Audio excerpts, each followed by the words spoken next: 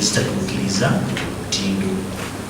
Ekigendererwa ky'ebintu bino twagala kusomesa bannayuganda abakozesa emikutu egy'enjawulo okutegeera obulabe obuli mu kukwata essimu etatuukiridde mitendera gyonna, era okubasomesa batya bayinza okwawula essimu etuukiridde n'essimu ebeera enkufule.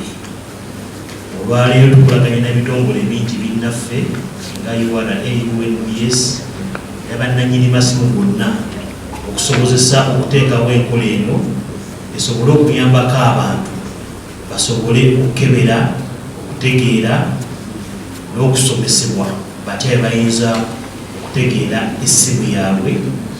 Ekigendererwa kiri kwawulamu essimu entuufu n'essimu etali nkikule. Kampeyini eno egenda kubanga erwaninga ebbanga lya myezi nga 6. Tujja kusomesa abantu ku radio ne ku mativi ag'enjawulo kutya bw'osobola okukozesa enkola eno egenda okuba ku mikutu egy'enjawulo, osobola okukozesa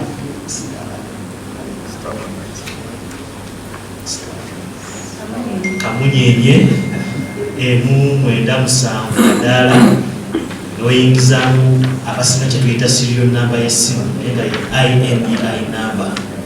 Essimu eyo ejja kuddiza amawulire okubuulira essimu yo era kika kya Samsung A32 nga yakolebwa kundi eno message ejja kuba ekuyamba okutegeera essimu yo, era tugenda kubanga tugenda ku mikutu egy'enjawulo okutuukirira abantu basomesa enkola eno. Nga bwe ginaggwako tumaze okusomesa abantu tujja kuddamu tutunuulire kubanga ffe mu kupima okwaffe ku ssimu eziri ku mukutu miliyoni nga 3 n'okusoma tulabye essimu nga miliyoni 6 zezaali zikonekitizeeko nga ziri feke, naye enamba eyo egenda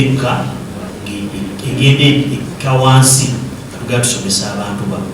So tusuubira nti emyezi 6 ginaba giweddeko tujja kutuba n'ekikuvunaanyizibwako tulabe nti abantu bano basomesebwa ekimala, tewakyali ssimu zikola ki nkikule zigenda kubanga zikkirizibwa okweyunga ku mikutu gyaffe egy'enjawulo.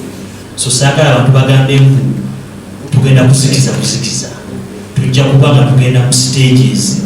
Essimu tugenda tukusomesa nannyini kebera essimu omala ogitegeera naawe osobole oba ogenza okugula empya osobole okwawula essimu entuufu n'essimu enkikule.